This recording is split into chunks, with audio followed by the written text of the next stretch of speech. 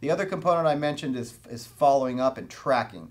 A lot of people expect that if a person calls them and they can't answer it live, that person's going to leave a message. Well, in reality, in distressed real estate, that usually doesn't happen. So you have to have an effective way to capture the lead. If they call you and you can't answer it live because you're busy or you're doing this business part-time, then you have to have an answering service that can answer it live. And you got to know what to ask them. So having a system and a script for what to ask them to gather all their information. Now, ultimately, that should go into your database, okay? The database is a way to organize all of our information. Now, so that helps increase response rate. The other thing that can be very effective with direct mail marketing is outsourcing. Okay, we have systems for outsourcing and everything we do. For example, our mastery students at Fortune Builders, they have a database, a very effective database, our back office that we use, that allows them to store their data. It actually allows them to track their marketing. It actually allows them to implement some of their marketing as well. So having a system for getting your marketing out there, and with direct mail, that's, for example, fulfillment companies. There are companies out there, as you probably well know, if you don't, I'm telling you, that will send out your mail for you. Not only, I mean, that's not the post office necessarily, but companies that you give them a message and you give them the addresses and they organize all that information, they stuff and seal the envelopes and they send it out for you. Now, you're going to make an investment in that either way.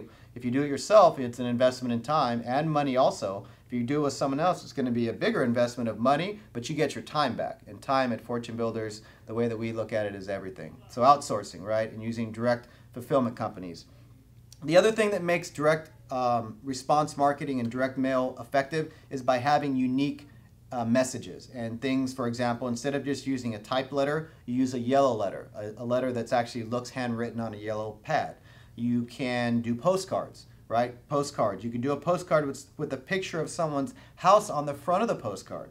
Imagine that. You got a postcard tonight after you got home that had a picture of a house that you owned on the front.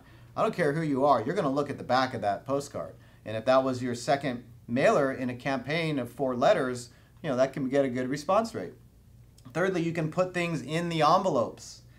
Okay, you can put things in the envelope that make it feel like something unique. Okay, there's a variety of things you could put in there. For example, you could put nuts. Put nuts in there. Seriously, some of you are laughing right now, but that would make that envelope feel like something was in there, and it'd create curiosity and help someone open that letter. Okay, so direct mail marketing, again, is about deciding who you're going to market to, be targeted, being consistent. Okay, being consistent and sending out multiple letters to a smaller group of people, following up and tracking. Okay, having a way to follow up and track that information, and then ultimately having your marketing be creative and sometimes out of the box and do things differently to get your message read. Okay, that's a 500-foot overview of direct mail marketing. If you have questions or comments, you can certainly put them in below the video below.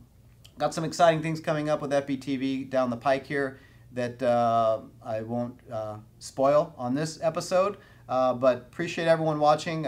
Enjoy the coming year's shows. And certainly last but not least is our quote of the week.